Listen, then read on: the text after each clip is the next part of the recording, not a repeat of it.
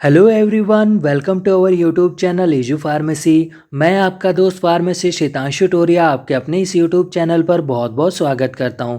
दोस्तों, आज की इस वीडियो में हम आपको एक कफ सिरप के बारे में कंप्लीट इन्फॉर्मेशन देने वाले हैं, तो आप वीडियो के अंत तक जरूर बने रहिएगा।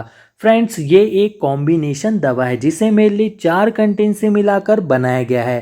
पहला है डाइफेनहाइड्रामीन हाइड्रोक्लोराइड जो कि 14.08 mg पर है। दूसरा है अमोनियम क्लोराइड जो कि 138 mg पर है। तीसरा है सोडियम सिट्रेट जो कि 57.03 mg पर है। और चौथा है मेंथॉल जो कि 1.14 mg पर ईच 5 ml पर रहेगा। हमने ये जो आपको कंटेंट की जानकारी दिया है वो है ईच 5 ml के हिसाब से। बाकी इसके अगर हम प्राइस के बारे में बात करें तो ये पूरा 100 ml का एक पैक आता है और इसका प्रिंट रेट है सिर्फ 18 रुपये। जी हाँ दोस्तों, सिर्फ 18 रुपीज़ ये जो मेडिसिन है कॉस्ट करती है, जो कि आपको भारतीय जन औषधि केंद्र पर डॉक्टर के पर्चे के अनुसार मिल जाती है। इसका अगर हम कोड जाने तो इसका कोड है 1254 1254 इसका कोड रहेगा। इसके अगर हम फायदे जाने तो दोस्तों, यह जो सिरप है इसका उपयोग खांसी की समस्या में किया जाता है।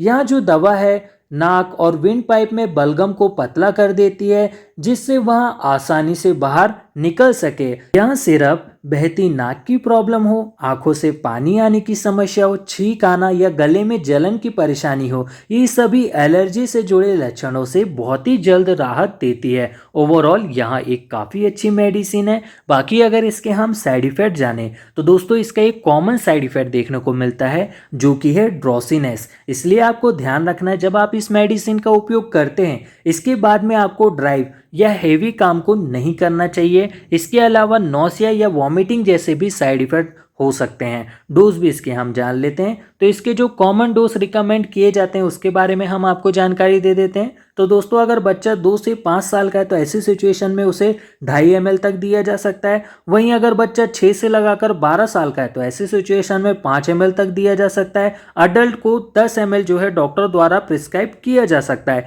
इस मेडिसिन को डॉक्टर जो हैं सुबह शाम लेने की सलाह देते हैं। यह जरूरत पड़ने पर कंडीशन के अनुसार डोज में बदलाव भी डॉक्टर द्वारा किए जा सकते हैं। यहाँ जो मेडिसिन है बिफोर या आफ्टर मील ली जा सकती है। अच्छे से इसे आपको शेक करके लेना चाहिए।